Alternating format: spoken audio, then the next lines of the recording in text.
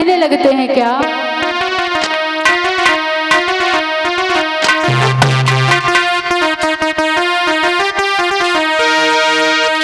रानी उठवाई दे और गगरिया मेरी चलती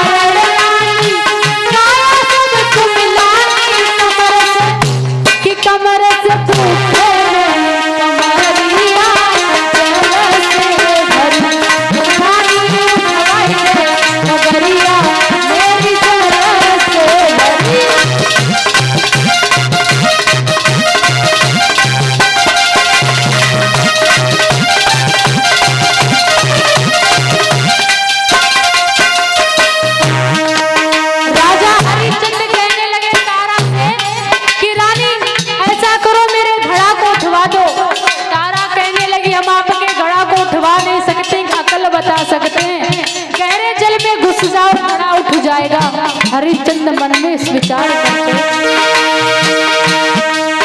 हरि कैसी विपत्तियां मेरे देखो गई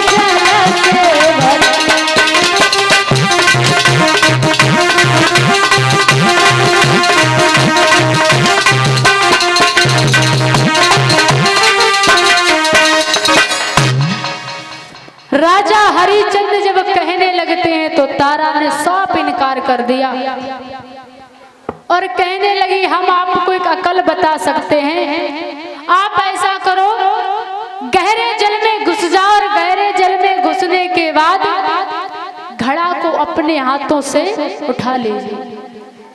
इतना कह करके रानी तारा वहां से तो चुपचाप चली जाती हैं। राजा हरिश्चंद्र मन में विचार करने लगते हैं कि क्या ये वही रानी है जो मेरे कहने पर काशी नगरिया में बिकने के लिए चली आई और आज कह रहे हैं कि हम आपके घड़ा को उठवा नहीं सकते।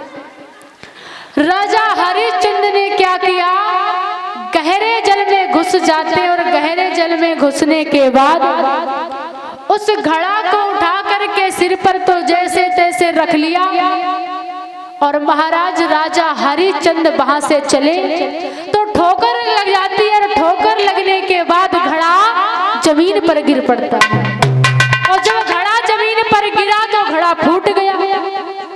अब माताओं राजा हरिश्चंद्र फूटा हुआ घड़ा लेकर के कालू मेहतर के पास पहुंचे तो जैसे ही उसने घड़ा को फूटा हुआ देखा तो कहने लगा, क्यों रे हरिया, अरे तो भोजन नहीं करता है क्या?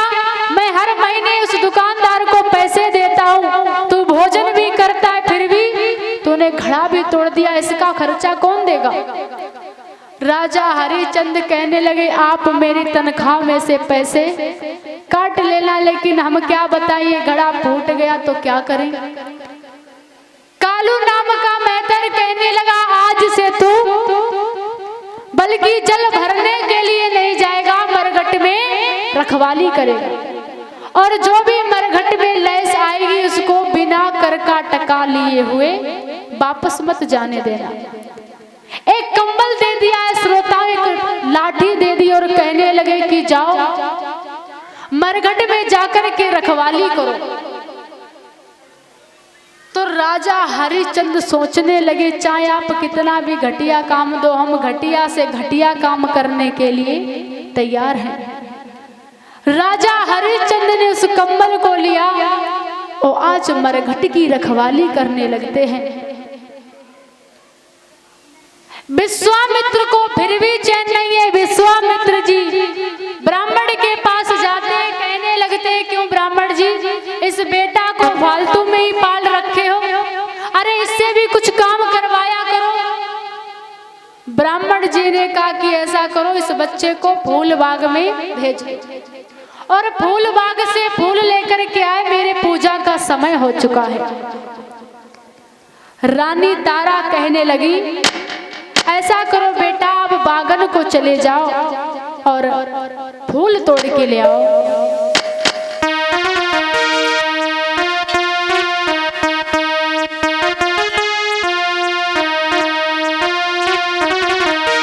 रानी तारा कहने लगी, अरे लाला